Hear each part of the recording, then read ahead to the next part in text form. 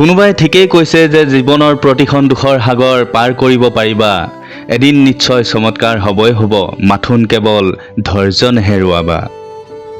নমস্কাৰ, মই লীলাকান্ত কোঁৱৰ জ্ঞানৰ পোহৰ লৈ আহিছোঁ আপোনালোকৰ বাবে এটি খুব সুন্দৰ মনৰ সাহস দিবলগীয়া কাহিনী।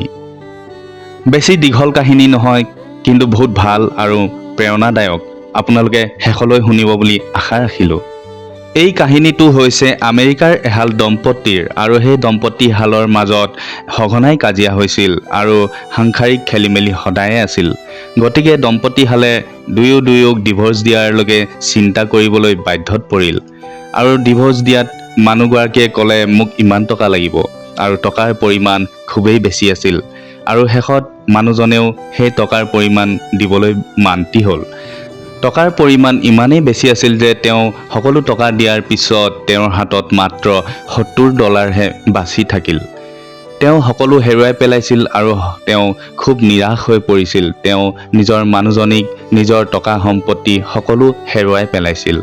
শেষত তেওঁ জীয়াই থাকিবলৈ ইচ্ছা নোযোৱা হ'ল আৰু তেওঁ মৰি যাম বুলি মনতে ভাবিবলৈ ধৰিলে। তেওঁ নিজৰ জীৱনটোত এবাৰ পিছলৈ ঘূৰি চালে যে সকলো শূন্য হৈ পৰিল। মোৰ একোৱেই নাবাচিল, গতিকে মইনো বাচি কি কৰিম, সেইবুলি ভাবি তেওঁ মৰিবলৈ মনতে নিৰ্ধাৰণ কৰিলে।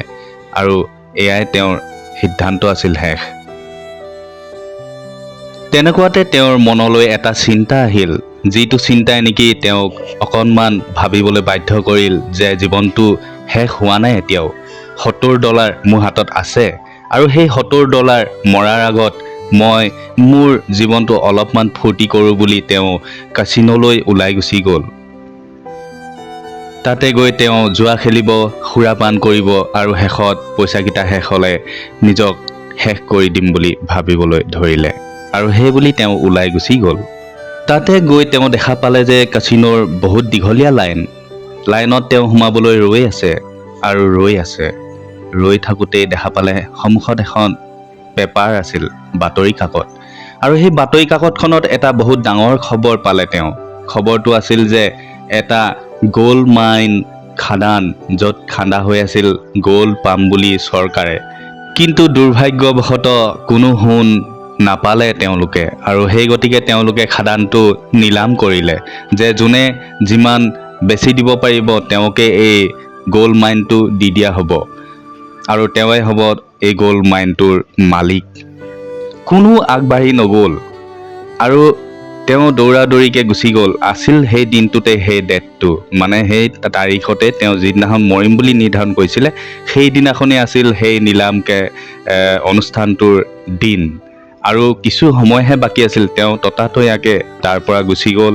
অলপমান নিজৰ চাওঁচোন ভাগ্যখনকে ইউজ কৰি গ'ল্ড মাইনটোত এই $70টোকে ইউজ কৰি চাওঁ বুলি আগবাঢ়ি গ'ল। $70নো ক'ত আৰু মই এটা গ'ল্ড মাইন পাম বুলি ভাবিছিলে। কিন্তু তেওঁ য'ত আগবাঢ়ি গৈ তাতে ৰ'ল, তাতে আৰু কোনো আগবাঢ়ি নাহিল। কিয়নো ইমান চেষ্টা কৰাৰ পিছতো সেই গ'ল্ড মাইনটোত একো সোণৰ অকণমানো এটা টুকুৰা বিচাৰি নাপালে চৰকাৰে। গতিকে কোনো আগবাঢ়ি নাহিল নিজৰ পইচাকেইটা সেই গ'ল্ড মাইনটোত খটাই, মানে পানীত পেলাবলৈ বুলি। কিন্তু তেওঁ অকল তেওঁৱে থাকি গ'ল শেষত। গতিকে তেওঁক কি কৰিলে চৰকাৰে, শেষত সময় যেতিয়া উকলি গ'ল, তেওঁকে দি দিলে গ'ল্ড মাইনটো। তেওঁ $70তে সেই গ'ল্ড মাইনটোৰ মালিক হৈ পৰিল। তেওঁ শেষত হাঁহি মাৰি ভাবিবলৈ ধৰিলে, হে ভগৱান, আপুনি মোক কি কৰিলে? এই $70তে মোক এই সোণ নোলোৱা এই গ'ল্ড মাইনটো মোৰ নামত কৰোৱাই দিলে। ঠিক আছে, আপুনি যেতিয়া দিছে কিবা এটা নিশ্চয় ভালেই হ'ব, আৰু যদি নহয় মই এই গ'ল্ড মাইন খাদানটোতেই নিজৰ প্ৰাণ ত্যাগ কৰি দিম। জাপ মাৰি ইয়াতেই মই নিজৰ প্ৰাণ ত্যাগ কৰিম বুলি শপত খালে।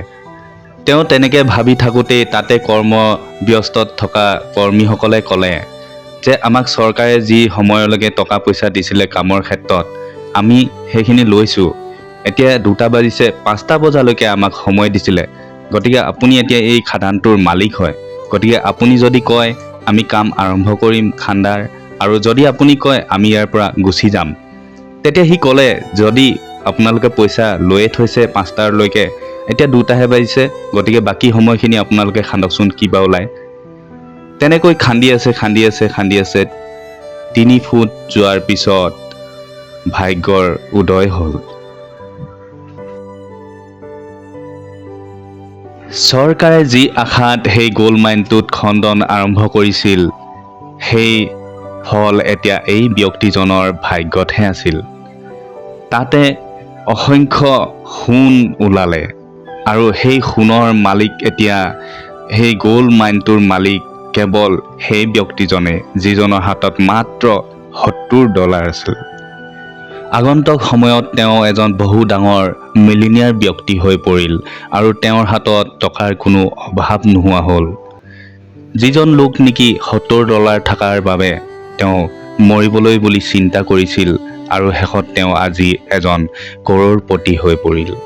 কোনোবাই এদিন তেওঁক সুধিছিল যে জীৱন আৰু মৃত্যুৰ মাজত কিমান দূৰত্ব। তেতিয়া তেওঁ কৈছিল যে জীৱন আৰু মৃত্যুৰ মাজত কেৱল 3 ফুটৰ দূৰত্ব।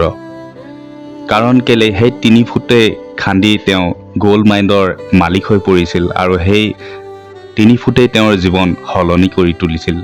সেই গতিকে তেওঁ সেই কথা কৈছিল। গতিকে মই ক'বলৈ এইটোৱে বিচাৰিছোঁ যে জীৱনত কেতিয়াও হাৰ নামানিব আৰু কোন কেতিয়া কি হৈ যায় ধৰিব নোৱাৰি, যেনেকৈ এওঁ। গতিকে মোৰ মৰমৰ বন্ধুসকল, এটাই কথা ক'ব খোজোঁ, জীৱনত কেতিয়াও নিৰাশ হতাশ হৈ ভাগৰি নপৰিব আৰু কেতিয়াও ভুল সিদ্ধান্ত নল'ব।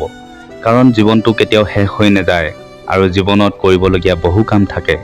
গতিকে আজিলৈ আহিছোঁ, আকৌ লগ পাম এনেকুৱা সুন্দৰ কথা কাহিনী লৈ আপোনালোকক।